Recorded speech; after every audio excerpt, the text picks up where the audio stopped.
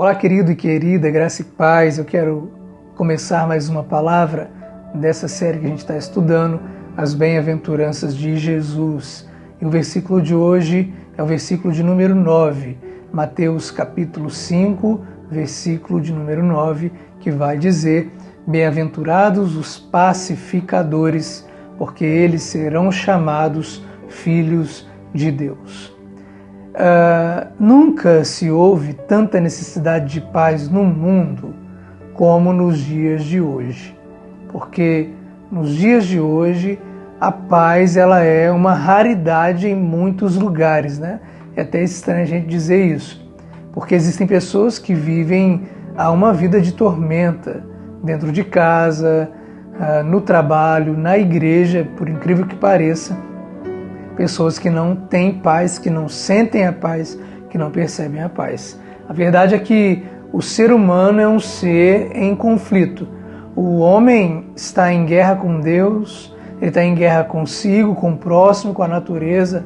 Então a paz que a gente libera hoje, a gente cumprimenta hoje, ela começa a desmoronar amanhã.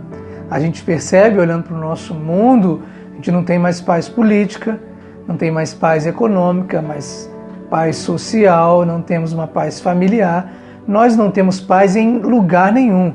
Por quê? Porque nós não temos paz no nosso coração.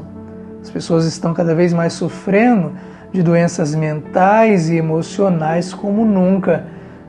Do século XX para o século XXI as coisas se agravaram de um modo terrível. Depois da queda de Adão e de Eva, os seres humanos vivem em conflito uns com os outros. Aonde tem ser humano convivendo um com o outro é sinal de problema. E a gente não tem essa capacidade de conviver bem uns com os outros. Existem muitas discórdias nas famílias, nas escolas e, infelizmente, em algumas igrejas. Que isso não aconteça com a nossa. Quem aqui que está me assistindo já foi acordado por uma briga de família, uma briga do vizinho? Por que isso? Porque o homem ele não tem essa paz com ele mesmo. Por isso o mundo ao seu redor está mergulhado no caos. E tudo o que Deus criou sempre foi feito para cumprir o seu propósito. Ele criou o sol para brilhar, ele criou as árvores para encherem a terra de fartura, as sementes para nascerem, para florescerem, para frutificarem. Deus criou o homem para a vida. Mas o homem ele inverteu as coisas, ele prefere a morte. Deus criou o homem para a paz e o homem está preferindo a guerra. Isso não é de hoje. Até o reino de Satanás é um reino que anda alinhado, que não é dividido. E às vezes o reino de Deus estabelecido na terra, ele anda um pouco desordenado por causa dos seres humanos. Então eu fiquei pensando, será que nós somos os únicos que nos autodestruímos e destruímos uns aos outros? Será que somos esses? Enfim, nesse versículo, essa bem-aventurança, nós temos três expressões muito interessantes que a gente pode estudar aqui de maneira muito coerente, de maneira objetiva. Primeira delas, bem-aventurados. Segunda palavra desse versículo, pacificadores. Terceira palavra, filhos de Deus. A expressão bem-aventurados, a gente já sabe, a gente já aprendeu lá no início, que significa o quê, gente? Mais que felizes. Então, o que significa bem-aventurado? Mais que felizes. Por causa disso, eu quero me aprofundar com vocês nas outras duas expressões. A palavra pacificadores, ela se originou lá na língua grega. E o melhor jeito para a gente entender essa palavra é a gente analisar como ela foi traduzida para a Bíblia inglesa até chegar a gente. Então ela foi traduzida numa palavrinha inglesa chamada pacemakers, que quer dizer fazedores de paz. Aí você pode me perguntar, pastor, qual a diferença de sermos pacificadores ou fazedores de paz? Teoricamente, nenhuma, porque no nosso português essa palavra já vai trazer o mesmo sentido. Só que usar a palavra pacificação às vezes pode parecer ser apenas algo como assim, colocar panos quentes em uma situação, sendo que a expressão fazedores de paz vai muito além do que isso e nos impulsiona ativamente a sermos construtores de paz em qualquer lugar que um tipo de guerra estiver estabelecida. Agora tem um detalhe muito interessante. Essa palavra grega a gente só encontra apenas uma vez na Bíblia e é justamente nesse texto das bem-aventuranças de Jesus. Então, essa era uma palavra muito conhecida dentro do Império Romano.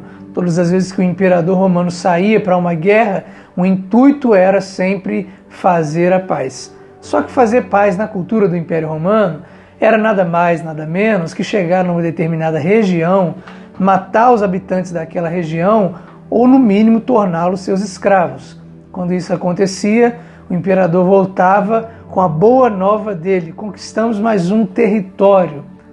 É nesse momento, é interessante, que a palavra evangelho também começa a ser conhecida, que significa boa notícia.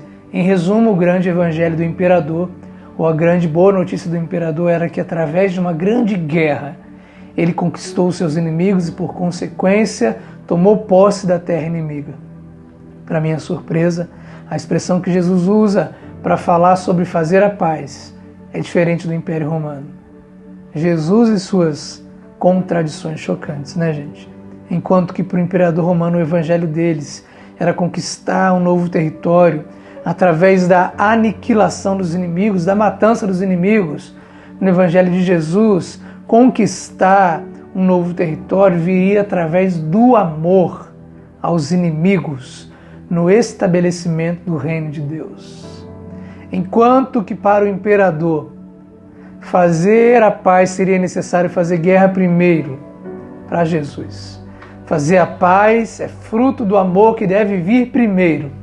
Enquanto que no evangelho de César os escravos deveriam morrer para poupar o imperador, no evangelho de Jesus Cristo, o Senhor, o Rei do Universo, decidiu morrer pelos seus amigos e inimigos para poupar a todos eles, inclusive a mim e a você.